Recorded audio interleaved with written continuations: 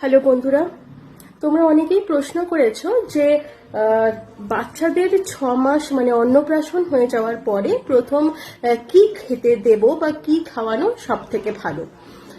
বাজার চলতি সেরেলাক তো আছেই, আমি মানছি, এবং অনেকেই বলে সেরেলাক ভালো, সব ঠিক আছে, কিন্তু যেটা আমার বলার কথা এবং ডাক্তাররাও একই কথা বলেন, অনেকের হয়তো সেইভাবে ডাক্তার দেখানো সম্ভব হয়ে ওঠে না। আমি তাদের জন্য একটা ছোট্ট টিপস দিচ্ছি।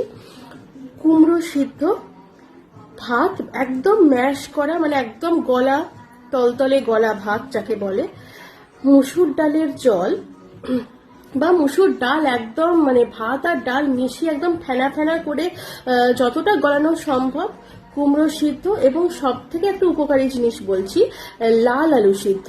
এটা কিন্তু ভীষণ উপকারী। লাল আলু সিদ্ধ, কুমড়ো সিদ্ধ, কুমড়োতে ভিটামিন সি থাকে, বাচ্চাদের জন্য ভীষণ ভালো। এবং আরো যা যা সবজি আছে যেমন গাজর তুমি দিতে পারো। তো এই কুমড়ো সিদ্ধ, লাল আলু সিদ্ধ এবং যে ভাত এবং ডাল একদম ম্যাশ করে যেটা বলছি, এগুলো বাড়িতে খাওয়াও ভীষণ ভালো। এবং আমি আবারও একই কথা বলেছি যে প্রত্যেকটা বাচ্চা আলাদা, কিন্তু তা সত্ত্বেও বাচ্চাদের খাবার আলাদা হতে পারে না। তো এইগুলো একদম গলিয়ে বাচ্চাদের খাবার হিসাবে শুরু করো, ভীষণ ভালো। আরেকটা কথা, এই খাবারে কিন্তু কখনোই নুন চিনি কোনোটাই মেশাবে না, কারণ নুন চিনি প্রথমেই শুরু করলে বাচ্চাদের পেটের জন্য সেটা খারাপ।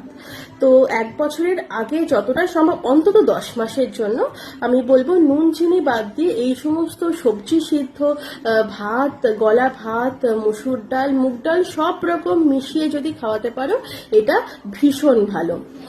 এবার বলি, 8 মাস থেকে বাচ্চাদের অবশ্যই যদি পারো একটু করে মাছ দেওয়া শুরু করতে পারো, তাতে কোনো অসুবিধা নেই, একদমই অসুবিধা নেই। এবং 8 মাস থেকে ডিমের কুসুম অল্প করে, হাফ কুসুম, আবারও বলছি হাফ কুসুম যদি ভাতের সাথে মেখে দাও, ভীষণ ভালো হবে। আজকে এই পর্যন্তই, বাকি আবার জানাবো।